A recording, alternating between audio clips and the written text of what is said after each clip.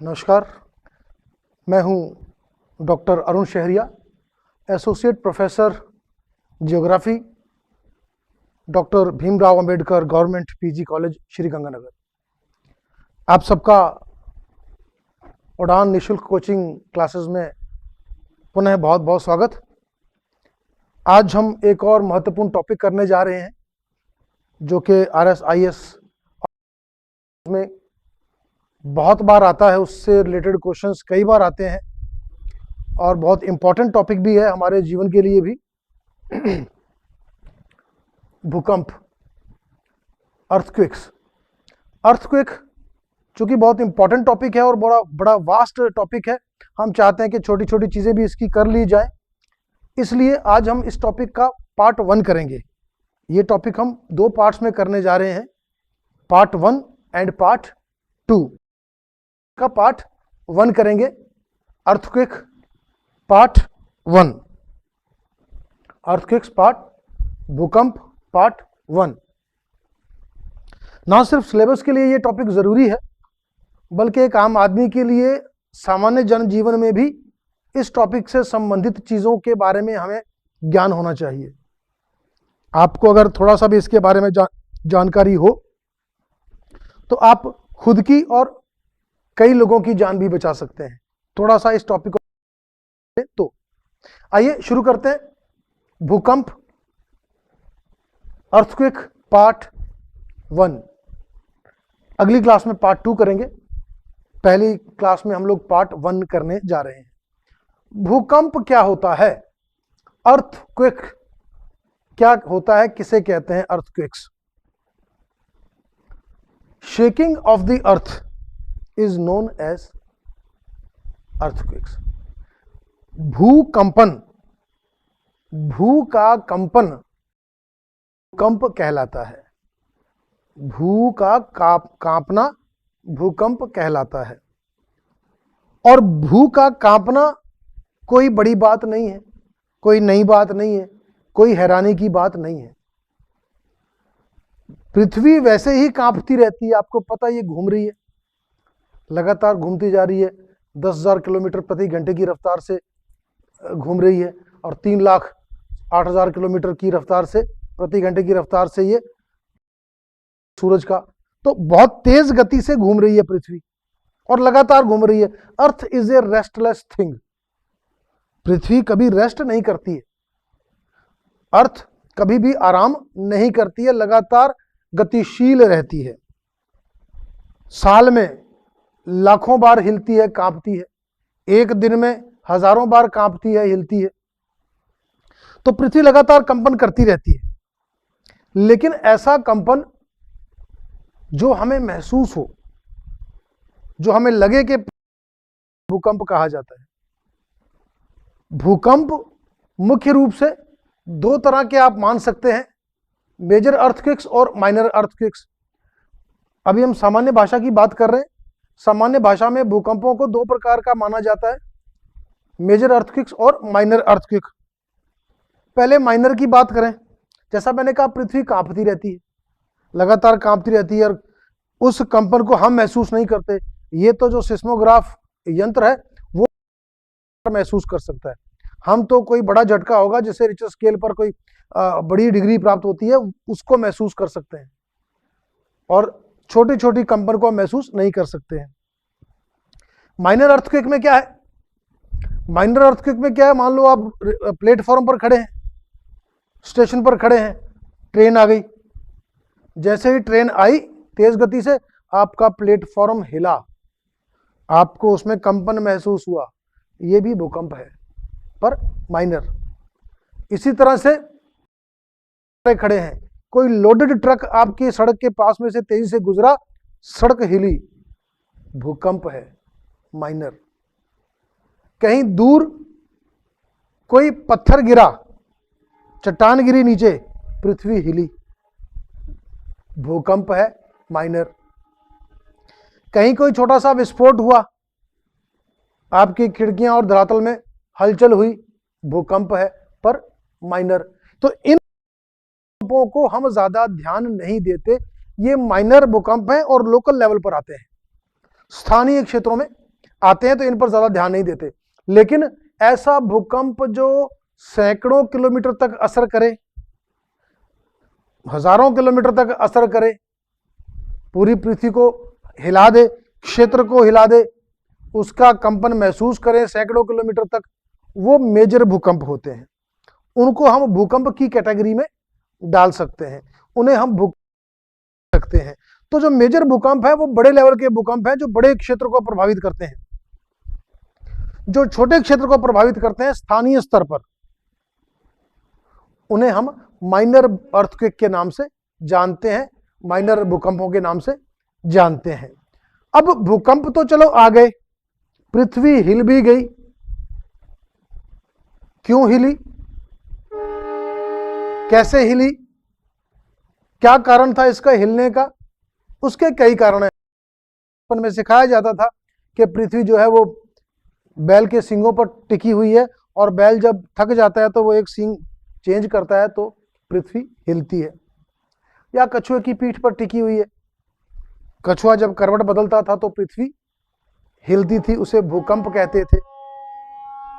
उस जमाने के लिए ठीक था, लेकिन आज चूंकि साइंटिफिक एज आ गई है, साइंटिफिक पीरियड आ चुका है, हम हर चीज को परखते हैं, हर चीज का अध्ययन करते हैं, इसकी रिसर्च करते हैं, तब जाकर के कोई सिद्धांत बनता है। तो आज की डेट में अगर हम बात करें, हालांकि नेचर, प्रकृति ऐसी चीज है कि इसका पूरा अध्ययन अभी तक नहीं किया गया, इसको निरंतर इसमें रिसर्च की जरूरत रहती है, पर फिर भी जो आज तक पता लगा है या हम जान पाए हैं, उनको देखते हुए हम कुछ महत्वपूर्ण कारण मान सकते हैं भूकंप आने के। जैसे एक कारण मान सकते फाल्टिंग। फाल्टिंग पहले भी आपको बताया था, फाल्टिंग क्या होती है? फाल्टिंग भ्रंशन, जब सतह पर, जमीन की सतह पर दरारें पड़ जाती हैं और पृथ्वी की हलचलों के कारण वो दरारें थोड़ा सा खिसकती हैं, हिलती हैं, पोजीशन चेंज करती हैं, क्रैक आती है, टूटती हैं, तब भी पृथ्वी पर भारी भूकंप आते हैं। इस प्रकार के भूकंपों को फाल्ट अर्थक्वेक के नाम से इनका रीजन होता है।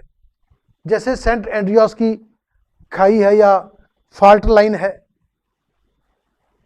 ये जो लाइन है इसके आसपास ये निर्बल क्षेत्र बन चुका है, और थोड़ी सी भी हलचल होती है तो यहां पर पृथ्वी में गति मिलती है, थोड़ा सा मूवमेंट होता है, और यही मूवमेंट जो है वो भूकंप के रूप में सामने आता है।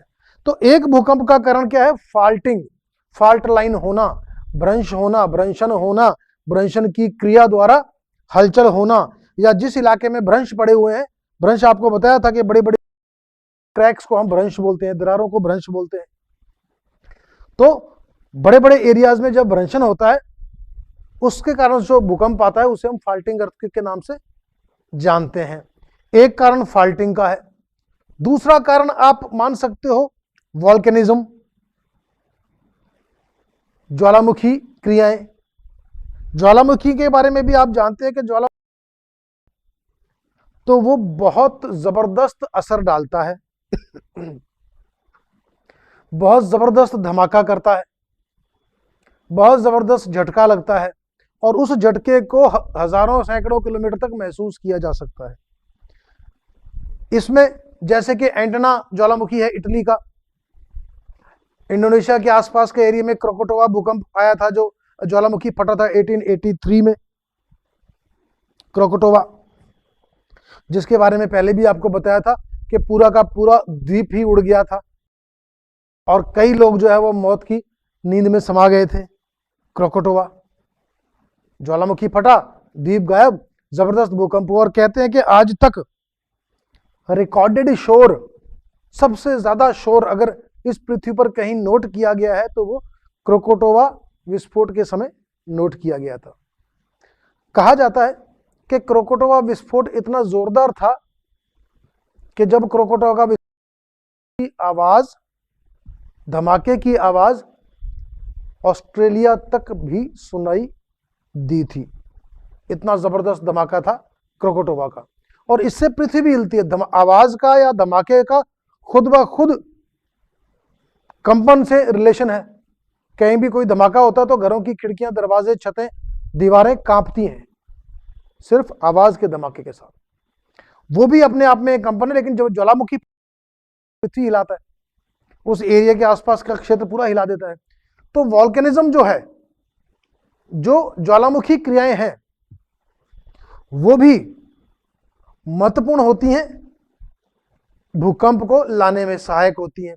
इसी प्रकार से वेसुवियस ज्वालामुखी जो है, एंटेना है, वेसुवियस है, क्रोकोटोवा है, ये भी जब फटे थे तो उस क्षेत्र में भारी भूकंप नोट किए गए थे, अर्थक्वेक्स नोट किए गए। भूकंप के आने का एक कारण ज्वालामुखी क्रियाएं भी होती हैं, ज्वालामुखी विस्फोट भी होते हैं।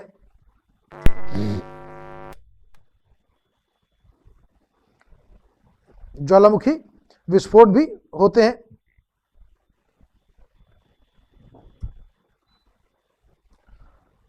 फिर वाटर लोड। वाटर लोड क्या होता है? पानी का भार। पानी का भार और दबाव बहुत जबरदस्त होता है। सामान्य आदमी इसको महसूस नहीं कर सकते हैं, परंतु जो साइंटिस्ट हैं या जो तैराक हैं या जो गोता लगाते हैं पानी में, उन्हें पता है कि 15-20 फुट नीचे जाने के बाद पानी में पानी का कितना प्रेशर हमारे कान में, आंख में, नाक में, दिमाग में पड़ता है। गोताखोर अधिक गहराई तक जाएं तो वो अत्यधिक दबाव के कारण बेहोश भी हो सकते हैं। इसीलिए नए गोताखोरों के साथ एक प्रशिक्षित गोताखोर हमेशा रहता है, क्योंकि पानी के दबाव में बहुत नीचे जाने पर वो बेहोश भी हो सकते हैं, पानी का इतना ज्यादा दबाव होता है। तो पानी का खुद का बहुत भार है। इसको भार को आप महसूस कर सकते हैं कि आप एक बाल्टी में पानी लें और एक बाल्टी उठाओ, आप उठा सकते हैं, कोई बड़ी बात नहीं है। दूसरी बाल्टी लो, उसमें पानी भरो, दोनों बाल्टियां एक साथ उठाओ, उठा सकते हो, कोई बड़ी बात नहीं है। लेकिन क्या आप 4 बाल्टियां एक साथ उठा सकते हो? 5 बाल्टियां एक साथ उठा सकते हो? 6 बाल्टियां एक साथ उठा सकते हो? नहीं, क्योंकि पानी का भार तब बहुत ज्यादा बढ़ जाता है। 4 बाल्टियों में ही हम अपने हथियार डाल, 4 बाल्टियों का पानी, 20-20 लीटर की अगर पानी की एक बाल्टी है तो 80 लीटर पानी में ही आप हथियार डाल देते, उठाया नहीं जा सकता, इतना भार होता है। जबकि नदियों में, बांधों में पता नहीं कितने टन पानी जमा है। ये सारा का सारा पानी का दबाव किस पे पड़ रहा है?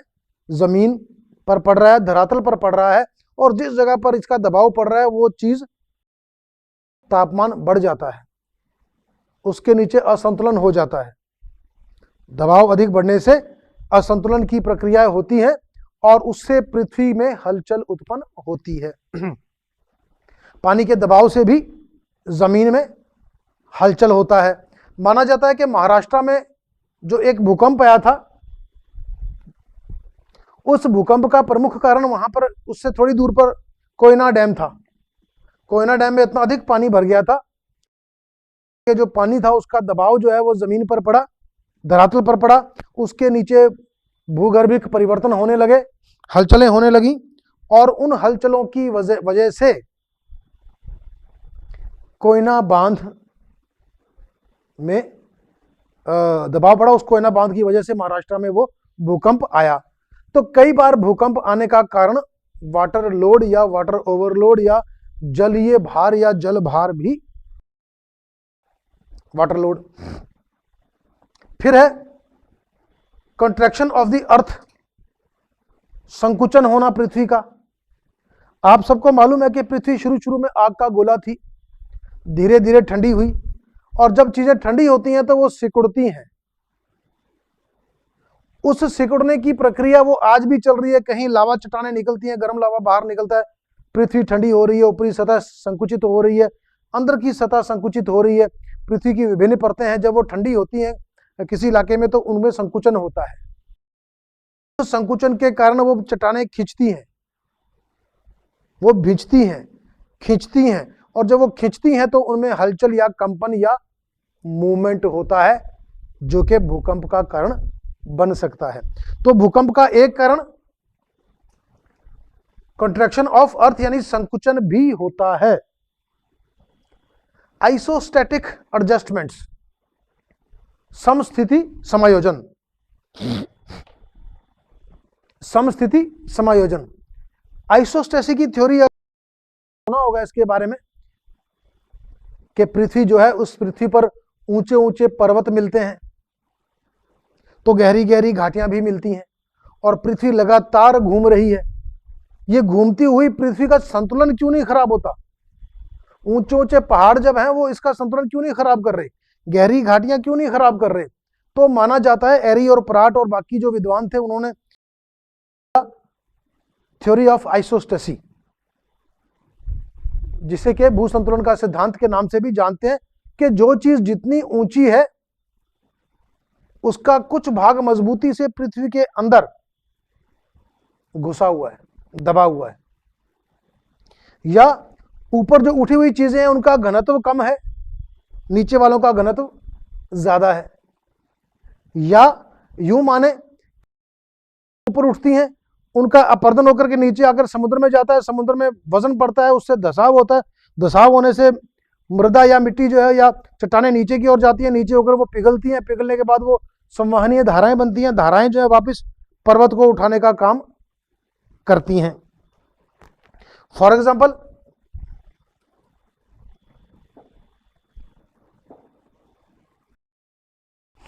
अगर हम देखें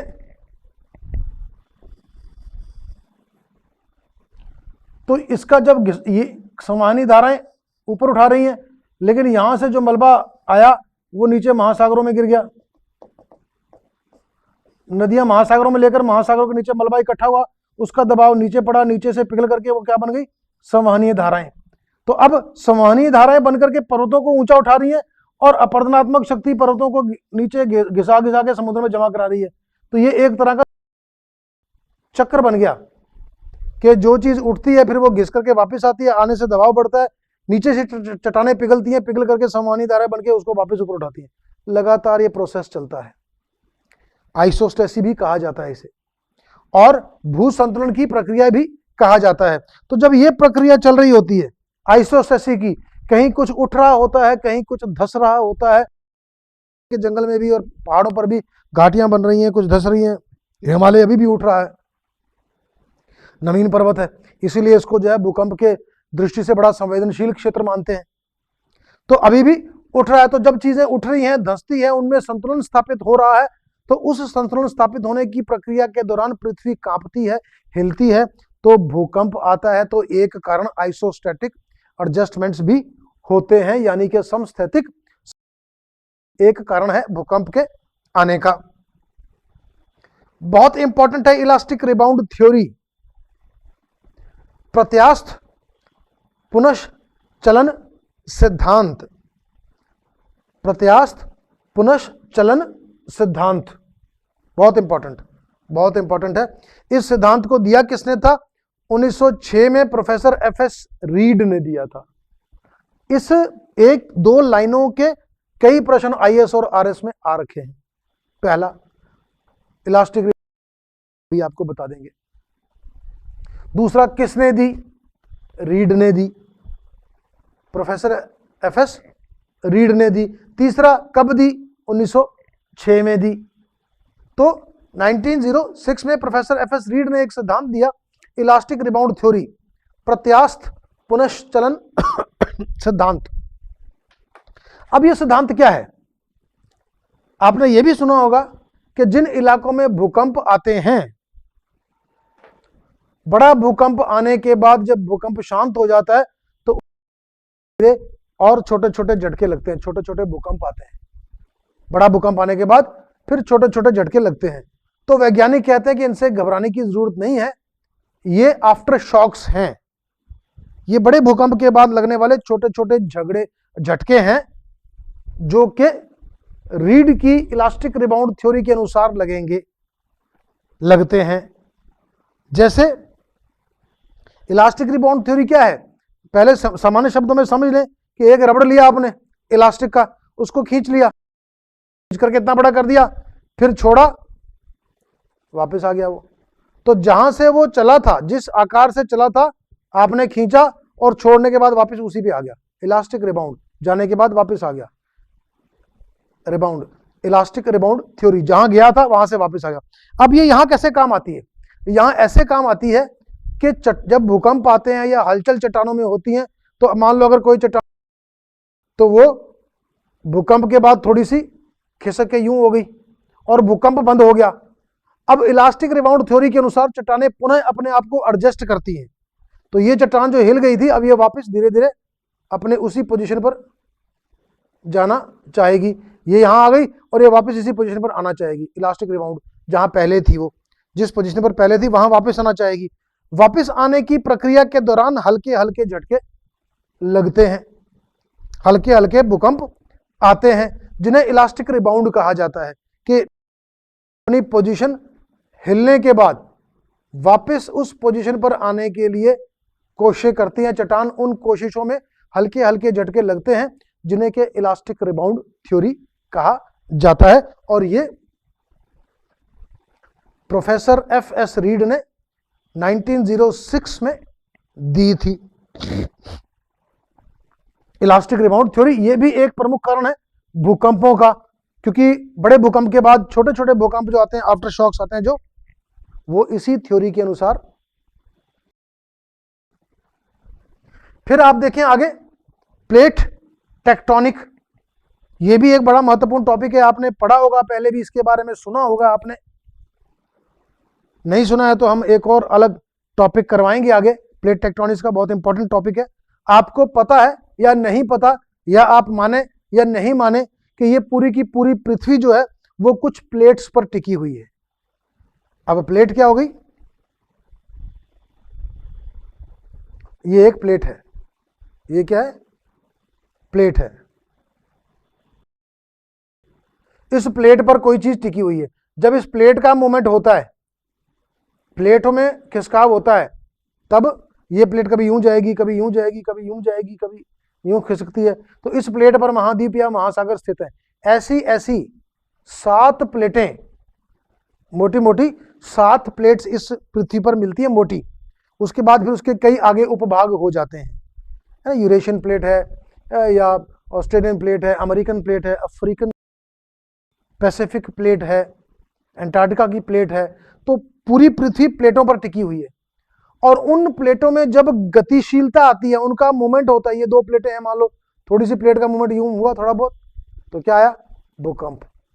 प्लेटों का मूवमेंट हुआ तो भूकंप आ गया। पूरी पृथ्वी ही प्लेटों पर टिकी हुई है मुख्यतः। प्लेटों का जब टॉपिक आएगा तो मैप बना के आपको दिखाएंगे कि किस किस तरह से कहाँ कहाँ कौन कौन सी प्लेट्स मिलती हैं। इस पृथ्वी को कितनी प्रकार से प्लेट्स में बांटा हुआ है। इन प्लेट्स में जब मूवमेंट होता है तो पृथ्वी हिलती है और भूकंप आता है, तो ये भी भूकंप का एक बनती है। प्लेट टेक्टोनिक थ्योरी, प्लेट विवर्तनिकी सिद्धांत, प्लेट विवर्तनिकी सिद्धांत, प्लेट टेक्टोनिक थ्योरी, ये भी भूकंप का एक कारण बनती है। फिर अदर में आ जाएं आप। दूसरे कारण क्या है? जैसे लैंडस्लाइड।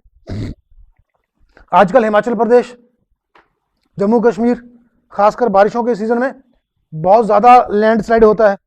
जम्मू से श्रीनगर के रोड पर आप चलेंगे तो रामबन है, बटोट है, कुद है। अक्सर हर साल हिमाचल प्रदेश में अभी गोमुख और गंगोत्री का रूट जो है, ऋषिकेश गंगोत्री रूट, उस पर लैंडस्लाइड आया हुआ है, भूस्खलन हुआ हुआ है, सड़कें बंद हो गई, सड़क बह गई चट्टानों के माध्यम से।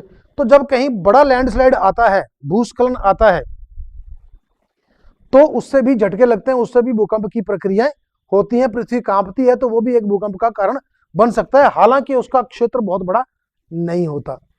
इसी प्रकार से एवलांच, हिम, आपको कल भी बताया था, पिछली क्लास में भी बताया था कि एवलांच क्या होते हैं? बर्फ का बहुत बड़ा ढेर जो ढलान पर तेजी से गिरता है और अपने साथ सब कुछ बहा करके ले जाता है, एवलांच या हिमस्खलन कहते हैं। तो जब आसपास के इलाके में कहीं हिमस्खलन आता है, उससे भी पृथ्वी हिलती है और उसको भी हम भूकंप के नाम से जानते हैं। वो भी एक भूकंप का प्रकार होता है। तो अभी आपने क्या देखा कि अर्थक्वेक क्या होता है, कि मेजर अर्थक्वेक होते हैं। फिर उसके कारण क्या है? रीजन ऑफ अर्थक्वेक्स क्या है? फाल्टिंग, फाल्टिंग का मतलब है भ्रंशन, ज्वालामुखी क्रियाएं। इसी प्रकार से water load, contraction of earth, isostatic adjustment, elastic rebound theory और अदर कारण जो है वो है। तो ये जो सारे कारण है ये आपने देखे। और आपने अभी हमने जब आपके मैसेज देखिए तो उस मैसेज में यह भी कहा गया था आप थोड़ा सा स्क्रीनशॉट लेने का भी मौका दें। मैं 1 सेकंड के लिए साइड में जा रहा हूं, आप इस पॉइंट्स का आप स्क्रीनशॉट ले सकते हैं।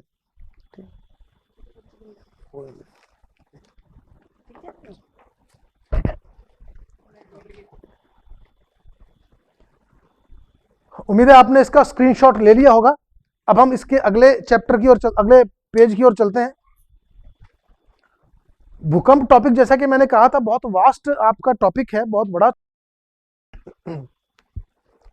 और इसके कई प्रकार हैं, इसलिए हमने इसको आज हम इसका पार्ट 1 कर रहे हैं। छोटी छोटी चीजें भी हम इसमें करेंगे। सिस्मोलॉजी, जब हम भूकंप के बारे में पढ़ते हैं तो भूकंप का जो विज्ञान है उस विज्ञान को हम सिस्मोलॉजी के नाम से जानते हैं।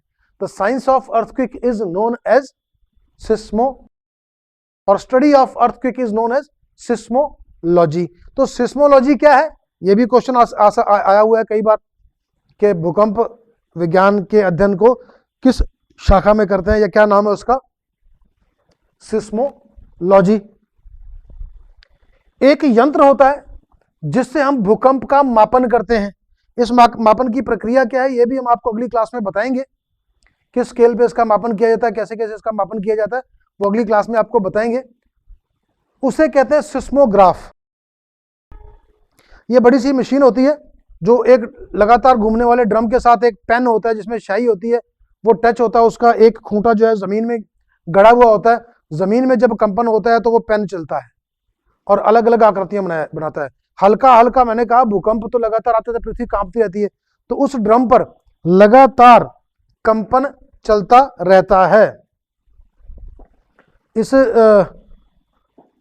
ड्रम पर लगातार इस तरह से कंपन चलता रहता है।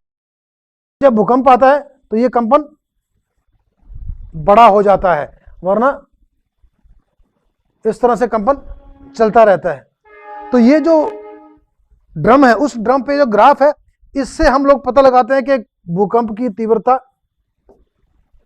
कितनी थी। ये इसको हम कहते हैं सिस्मोग्राफ। सिस्मोग्राफ, जो सिस्मोग्राफ है वो क्या है, वो यंत्र है जो नोट करता है, भूकंप की तीव्रता को नोट करता है, उससे हम उसका अध्ययन कर सकते हैं, उसे हम सिस्मोग्राफ के नाम से जानते हैं। फिर आ जाए सिस्मिक वेव्स, भूकंपीय तरंगे। भूकंप अपने आप नहीं आता है, अपने आप नहीं चलता है, ये कुछ तरंगे पैदा करता है, उस तरंगों से एनर्जी निकलती है, एनर्जी आगे ट्रांसफर होती है, आगे जाती है, और ये जिन तरंगों के माध्यम से जाती है उसे हम कहते हैं सिस्मिक तरंगे। तो भूकंप विज्ञान किसे कहेंगे, सिस्मोलॉजी। भूकंप मापी यंत्र क्या कहलाता है, सिस्मोग्राफ। और भूकंप जिन तरंगों में सफर करता है, जिन तरंगों में यात्रा करता है, उसे कहते हैं सिस्मिक वेव्स, तरंगे। अब आ जाए भूकंप जहां आता है,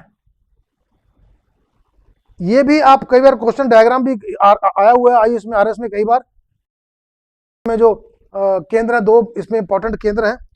जैसे जहां पर भूकंप पैदा हुआ, जहां भूकंप बना और जहां से उसका विस्फोट हुआ और जहां से वो शुरू हुआ, उसे कहते हैं भूकंप मूल, यानी फोकस। पृथ्वी के अंदर जहां भूकंप उत्पन्न हुआ, जहां से उसकी ऊर्जा निकली, जहां से उसकी एनर्जी निकली, उसे भूकंप मूल के नाम से जाना जाता है, फोकस।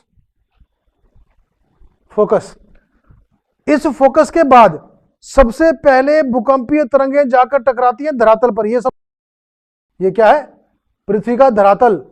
तो सबसे पहले भूकंप जहां पर आकर टकराता है, जिस स्थान पर बिल्कुल उसके ऊपर होता है, उस स्थान को हम एपीसेंटर के रूप में जानते हैं। एपीसेंटर या अधिकेंद्र, एपीसेंटर या अधिकेंद्र। तो फोकस क्या है, जहां भूकंप उत्पन्न हुआ, जहां पर वो बना, जहां पर उसका विस्फोट हुआ, जहां से वो शुरू हुआ, उसे हम फोकस या मूल केंद्र या भूकंप जानते हैं। पृथ्वी की सतह पर, धरातल पर जहां वो सबसे पहले पहुंचा, जो कि बिल्कुल उसके ऊपर होती है, सबसे पहले पहुंचा, पहले और उसके बाद फिर वो फैलना शुरू कर दिया, उसे हम एपिसेंटर कहते हैं, अधिकेंद्र कहते हैं। जब आप भूकंप की खबरें सुनते हो टीवी या रेडियो में, तो आप सुनते होंगे कि उत्तरी भारत में भूकंप के झटके महसूस किए गए और भूकंप का अधिकेंद्र अफगानिस्तान था, या काबुल की पहाड़ियां थी, या हिमालय की पहाड़ियां थी, या उत्तराखंड था। अधिकेंद्र क्या है? वो स्थान जहां पर भूकंप मूल के बाद सबसे पहले भूकंपीय तरंगें पहुंची। एपिसेंटर, अधिकेंद्र धरातल के ठीक ऊपर, और यहां से बाहर की ओर फिर भूकंपीय तरंगों ने फैलना शुरू किया। तो ये क्या है? एपिसेंटर, ये फोकस, ये दो चीजें भी बहुत इंपॉर्टेंट कर लें। फोकस क्या चीज होता है, एपिसेंटर क्या होता है? फोकस क्या है? पृथ्वी के अंदर वो भाग जहां पर भूकंप की उत्पत्ति होती है। एपिसेंटर, धरातल पर वो भाग जहां पर भूकंप सबसे पहले पहुंचता है, वहां से फिर आगे की ओर ट्रांसफर होता है। अब ये भूकंप का केंद्र है। भूकंप का केंद्र यहां भी हो सकता है, यहां भी हो सकता है, यहां भी, कहीं भी हो सकता है। इसके केंद्र की गहराई पर, भूकंप मूल की गहराई के आधार पर हम भूकंप प्रकारों से बांट सकते हैं, जिसे आप भूकंप के प्रकार के नाम से जानते हो। छिछला भूकंप, शैलो अर्थक्वेक कौन सा होगा? वो जिसका के केंद्र धरातल से 0 से 35 किलोमीटर के बीच में होगा। अब नीचे आप जाएं अर्थ में,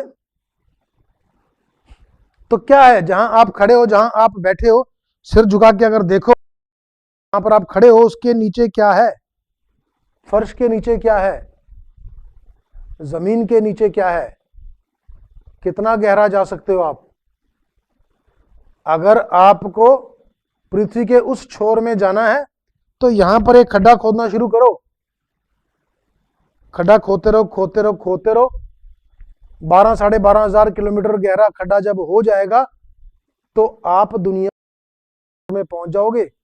यहां से भारत से खड्डा खोदो तो हो सकता है कहीं आप अमेरिका, यूरोप में या किसी महासागर में निकलो जाके, लेकिन यह संभव नहीं है।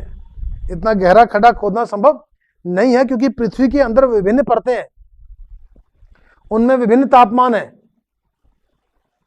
हम 12,000 किलोमीटर की बात कर रहे हैं। पृथ्वी का केंद्र जो है लगभग 6,500 के आसपास है, सेंटर ऑफ द अर्थ है।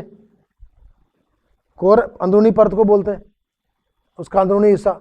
6,500 किलोमीटर तो केंद्र ही है पृथ्वी का। आप 12,000 छोड़िए, 6,500 किलोमीटर तक खड्डा नहीं खोद सकते। और हैरानी आपको तब होगी कि आज तक जो हमने गहरा खड्डा खोदा है वो मात्र 12 किलोमीटर है। 12 किलोमीटर से ज्यादा तो हमने आज तक जमीन पे खड्डा नहीं खोद पाए हैं। हम इतनी तरक्की कर चुके हैं, लेकिन फिर भी 12, साढ़े 12, 13 किलोमीटर से ज्यादा गहरा खड्डा अब तक इंसान नहीं खोद पाया है। खड्डा खोदने की बात तो छोड़ दें। इसके नीचे पृथ्वी के आंतरिक भाग हैं, बहुत गहराई है पृथ्वी की। आप जहां खड़े हो उसके नीचे पृथ्वी 6,500 किलोमीटर तक तो उसका सेंटर आएगा। सबसे ऊपरी परत आप जानते हैं क्रस्ट है, फिर मेंटल है, फिर कोर है। तो इस तरह से कई इसकी परतें आती है। सियाल, सीमा, निफे दूसरे नाम इसके। ऊपर की परत में सिलिका एल्युमिनियम सियाल, बीच की परत में सिलिका मैग्नीशियम सीमा, और भारी परत है उसमें निफे है, निकेल और फेरम यानी लोहा। तो अंदरूनी परतें 3 मुख्य परतें हैं, पर अंदर जाकर के तापमान जो है इसका हजारों डिग्री सेंटीग्रेड तक हो सकता है। संभव नहीं है खड्डा खोदना, इसलिए सोचो मत खड्डे खोदने की। अभी तक जो खड्डा खोदा है हमने केवल 12 किलोमीटर तक ही खोद पाए, उससे नीचे नहीं खोद पाए। फिर भी पृथ्वी का आंतरिक भाग बहुत गहरा है, लेकिन भूकंप उत्पन्न हो सकते हैं। अब आप देखें कि 0 से 35 किलोमीटर गहराई पे जो भूकंप उत्पन्न होता है उसको तो हम शैलो, बहुत कम गहरा, ज्यादा गहरा नहीं है, छिछला भूकंप, जिसका मूल 35 किलोमीटर है। मध्यम केंद्र वाले भूकंप कौन से होंगे? जिनका केंद्र 35 से 100 किलोमीटर की गहराई तक है। गहन इंटेंसिव अर्थक्वेक्स कौन से होंगे? 100 से 350 किलोमीटर तक गहराई वाले, जिनका केंद्र फोकस इनका 100 से 350 किलोमीटर तक। अब सबसे गहरे पातालीय भूकंप पाताल बहुत गहरे, 350 से 700 किलोमीटर तक जिनका फोकस होता है। इसमें भी इंपॉर्टेंट बात यह है कि जो भूकंप जितना छिछला होगा उतना ही नुकसान कम करेगा, जो भूकंप जितना गहरा होगा उतने ही ज्यादा क्षेत्र को वो प्रभावित करेगा, उतना ही विनाशकारी वो सिद्ध होगा। इस पेज की आप एक स्क्रीन पेज की तरफ चलता हूं। बार बार आपने रिक्वेस्ट की थी मैसेजेस में कि हमको स्क्रीनशॉट लेने दिया जाए। आप स्क्रीनशॉट एक इसका ले सकते हैं, डायग्राम अगर लेना है तो, नहीं तो अगले पेज की ओर शिफ्ट करें। चलिए अब हम बात करते हैं भूकंपीय तरंगों की, वेव्स की, करंट्स की, जिसके माध्यम से भूकंप आगे चलता है। भूकंपीय तरंगें जब चलती हैं तो इनमें इलास्टिक एनर्जी होती है। इसको हम प्रत्यास्थ ऊर्जा के नाम से जानते हैं। ये कौन सी ऊर्जा है? भूकंप मूल से निकली हुई ऊर्जा। भूकंप मूल आपको बताया था कौन सा? यहां से जो एनर्जी निकलती है ऊपर की ओर और साइडों की ओर, इस ऊर्जा को हम क्या कहते हैं? इलास्टिक एनर्जी, प्रत्यास्थ ऊर्जा। यह प्रत्यास्थ ऊर्जा के रूप में जानी जाती है एनर्जी। मोटे तौर पर भूकंपीय तरंगें या वेव्स PSL, प्राइमरी, सेकेंडरी और लॉन्गिट्यूडनल, या PSL।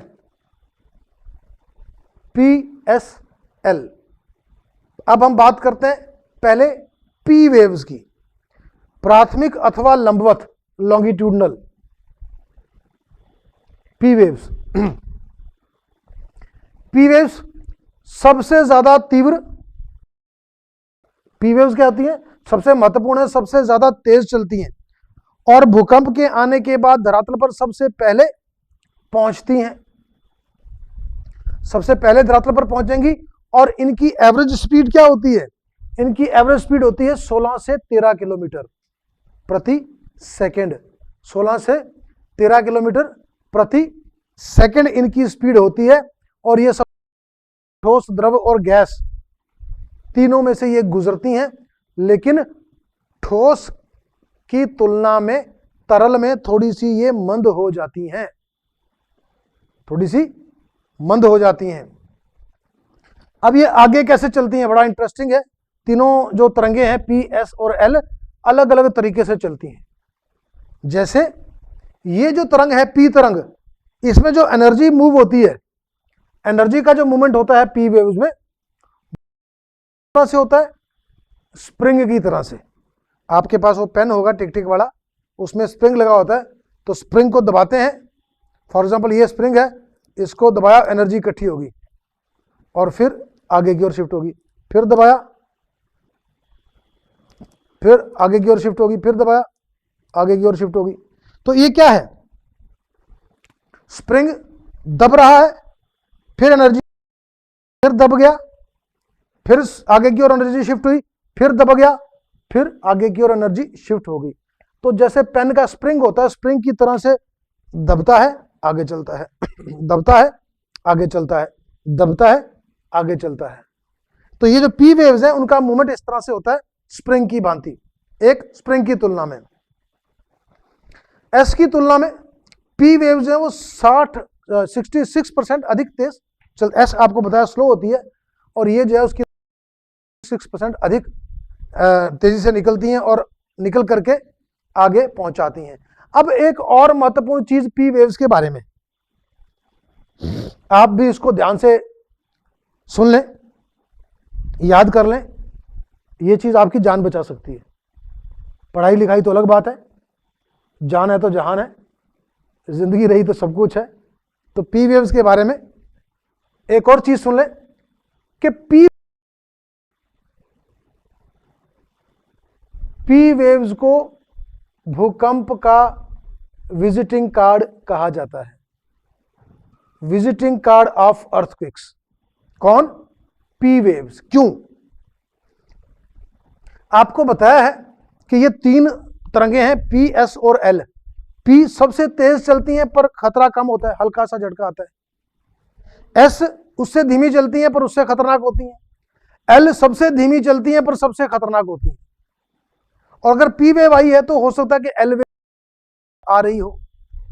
तो अगर आप पहाड़ी इलाकों में रहते हैं या ऐसे इलाकों में रहते हैं जहां पर भूकंप आता है, तो ये बात आप नोट कर लें कि अगर आपको हल्का सा झटका लगा है तो हो सकता है कि ये पी वेव्स हो। और पी वेव्स को क्या कहा है? P waves are the visiting card of earthquake. तो अर्थक्वेक ने अपना विजिटिंग कार्ड भेज दिया आपके दफ्तर में कि मैं आ रहा हूं। किसके किसके माध्यम से? पी वेव्स के माध्यम से। और आप समझ जाएंगे कि ये जो हल्के हल्के झटके लगे ये पी वेव्स हैं। अर्थक्वेक पीछे आ रहे हैं, वो अर्थक्वेक साहब जो है वो पीछे आ रहा है, उन्होंने पहले अपना विजिटिंग कार्ड भेज दिया आपके पास कि भाई मैं आ रहा हूं, तैयारी कर लो। तो आपको हल्के झटके लगते ही तुरंत अपने घरों से बाहर निकल जाना है, खुले ग्राउंड में आ जाना है। बाहर आकर के ऊंची ऊंची बिल्डिंगों से, ऊंची इमारतों, खंभों से दूर हो जाना है। अगर आप घर से बाहर नहीं निकल पा रहे हैं तो टेबल के नीचे छुप जाएं ताकि आपका सर जो है वो बच सके। कुछ नहीं मिल रहा है तो गद्दे, पिल्लो, रजाई, तकिया जो है सिर के ऊपर रख लें। सिर को बचाना है हमारा मकसद। खिड़कियों के पास खड़े हो जाएं, दरवाजे के पास खड़े हो जाएं, वहां पर लेंटर होता है वो सबसे बाद में गिरता है। कमरे के कोने में चले जाएं, सबसे बाद में गिरेगा, वो छत पहले गिरेगी। तो आप जो है उसको अपने आप को बचाने की समझ सकते हो कि ये पी वेव आ रही है, क्योंकि एल आपको मौका नहीं देगी। एल बहुत खतरनाक वेव होती है। तो आप समझदार हो तो आप, पहाड़ी इलाकों में ऐसा ही होता है, जब भी हल्के झटके लगते हैं सभी लोग अपने घरों से बाहर निकलकर खुले ग्राउंड में आ जाते हैं। उनको ये तो मालूम नहीं है कि पी, एस, एल आ रही है, उनको ये पता है कि हल्के झटके के बाद एक बड़ा झटका भी आना है। तो अभी हल्का झटके से हम लोग बच गए हैं, तो जरूरी नहीं है कि हम बड़े झटके से भी बच जाएं। तो इसलिए तुरंत घरों से बाहर आकर के सुरक्षित स्थान पर इकट्ठे हो जाएं। ये मान वेव आई है, इसके बाद एस आएगी, उसके बाद एल आएगी, और एल आएगी तो फिर कुछ नहीं बचेगा। एल बहुत ही विनाशकारी तरंग होती है भूकंप की। तो हल्का झटका लगने पर ही आप तुरंत कार्रवाई कर लें, विजिटिंग कार्ड को पढ़ते हुए कि भी भूकंप ने आने से पहले अपना विजिटिंग कार्ड भेजा है पी वेव्स के रूप में, हल्का झटका है। पी से अगर हम बच गए हैं तो जरूरी नहीं है कि एस और एल से भी बच जाएं, और ये भी जरूरी नहीं है कि अगर पी आई है तो एस और एल भी आएंगी। कई बार रास्ते में खत्म हो जाती हैं, लेकिन आप कार्रवाई पूरी करो। आधा 10, 15, 20 मिनट बाहर ही रहें हल्के झटके के बाद, क्योंकि उसके बाद इनके आने की संभावनाएं बढ़ जाती हैं। नहीं आए तो अच्छी बात है, लेकिन आए तो आप बच सकते हो। तो ये भी भूकंप में आपको ध्यान रखने वाली बात है। ये थी पी वेव। इसका स्क्रीनशॉट आप लेना चाहो तो ले सकते हैं।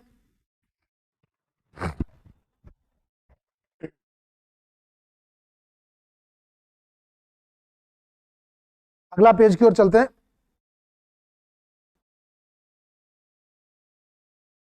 अब आए सेकेंडरी वेव्स, द्वितीय तरंगे या गौण तरंगे। सेकेंडरी वेव्स और ट्रांसवर्स वेव्स, अनुप्रस्थ या गौण तरंगे। इन तरंगों का व्यवहार, बिहेवियर प्रकाश की किरणों की तरह से होता है। लाइट की किरणें सीधी असर करती हैं, रास्ते में कोई ऑब्जेक्ट है तो उसकी शैडो बन जाएगी। प्रकाश की किरणों की तरह से इसका बिहेवियर होता है इन तरंगों का, लेकिन ये केवल ठोस में से ही गुजर पाती हैं और तरल माध्यम में ये लुप्त हो जाती हैं। इसीलिए आपको बताया कि पृथ्वी की आंतरिक बनावट में भूकंपीय तरंगों का बड़ा ही महत्वपूर्ण योगदान था। इन भूकंपीय तरंगों से हमको पृथ्वी की आंतरिक भागों को पढ़ने में, समझने में बहुत ज्यादा सहायता मिलती है कि कहीं जहां से ये गायब हो रही है पृथ्वी और जहां से ये तेजी से निकल रही है, इसका मतलब वो ठोस है। तो पृथ्वी कहां से ठोस है, कहां से तरल है, कहां से सेमी लिक्विड है, इन भूकंपीय तरंगों के माध्यम से हमको पढ़ने में बहुत आसानी हुई है और बहुत अच्छी तरह से हम समझ पा रहे हैं पृथ्वी की आंतरिक बनावट को। तरल में ये लुप्त हो जाती हैं और पृथ्वी के कोर से ये नहीं गुजरती हैं। कोर अभी आपको बताया था कि पृथ्वी की 3 परतें हैं, क्रस्ट, मेंटल एंड कोर। तो कोर में से ये परतें नहीं गुजर पाती हैं, इनकी ये वीकनेस है। गति पी की तुलना में 40 से 60% इनकी कम रहती है। अभी आपको बताया कि सबसे तेज किसकी होती है, पी वेव्स, जिसे विजिटिंग कार्ड ऑफ अर्थ के कहा जाता है। और अगर विजिटिंग कार्ड आपके पास आ गया तो आप मान के चले कि बड़ा भूकंप आने वाला है, और हम बचने के लिए जो भी उपाय आपको बताए थे वीडियो में, वो सब उपाय आप कर सकते हैं। उससे खतरनाक होती है पर उससे धीमी होती है, बाद में पहुंचती है। इनकी एवरेज स्पीड जो है वो 4 से 7 किलोमीटर प्रति सेकंड की तरह से होती है। एस तरंगों का जो गति है वो 4 से 7 किलोमीटर प्रति सेकंड की रफ्तार से होती है। और इनका जो मूवमेंट का तरीका है, इनका जो आगे बढ़ने का तरीका है, वो भी बड़ा इंटरेस्टिंग है। इस तरह से इसमें एनर्जी इस तरह से ट्रांसफर होती है। कैसे? मान लो आपने रस्सी ले ली, रस्सी का एक सिरा पकड़ा, जो बच्चा आपने भी खेला होगा, एक सिरा आपने रस्सी का पकड़ लिया और उसको जोर से ऊपर नीचे किया, तो रस्सी तो सीधी होती है, लेकिन जब आप उसको इस तरह से करते हो तो उसमें वेव्स पड़ जाती हैं। क्या पड़ जाती हैं? बल पड़ जाते हैं। ऐसे इस माध्यम से भूकंपीय ऊर्जा आगे की ओर ट्रांसफर हो रही है। तो सेकेंडरी वेव जो है वो इस प्रकार से आगे की ओर ट्रांसफर होती है। प्राइमरी वेव आपको बताया था स्प्रिंग की तरह से होती है, और ये किस तरह से होती है को जब हम हिलाते डुलाते हैं उस माध्यम से, उस प्रकार से ये बल बनाते हुए एनर्जी आगे की ओर ट्रांसफर होती है। तो इसे हम एस वेव्स के नाम से जानते हैं। अब आ जाए सबसे महत्वपूर्ण एल वेव्स, जिन्हें लॉन्ग पीरियड वेव्स भी कहा जाता है या सरफेस वेव्स भी कहा जाता है, धरातलीय तरंगे भी कहा जाता है।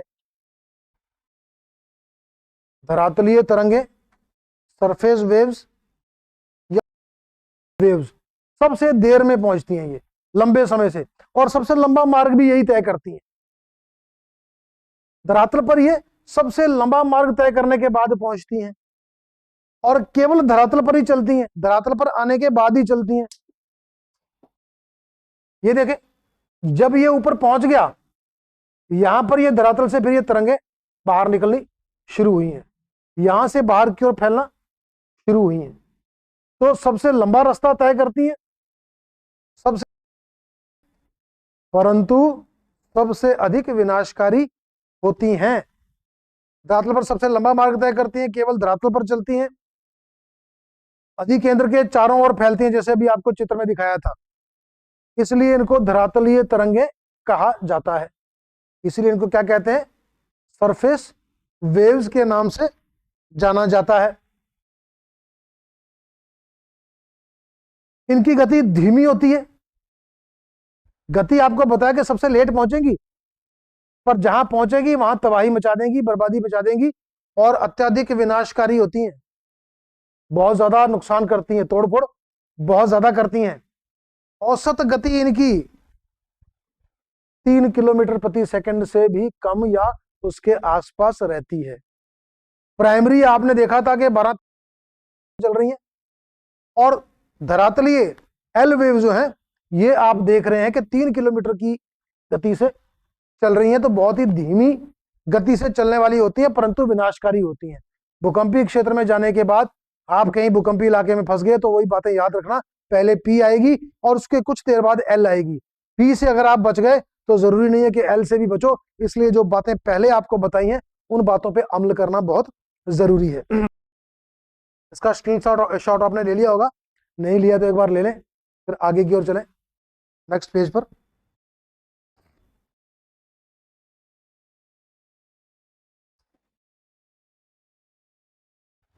भूकंप का टॉपिक बहुत वास्ट है, तो हम सब हर छोटी छोटी चीज के बारे में अध्ययन करते हुए जा रहे हैं, उसके बारे में बातचीत करते हुए जा रहे हैं। एक शब्द भूकंपीय छाया क्षेत्र,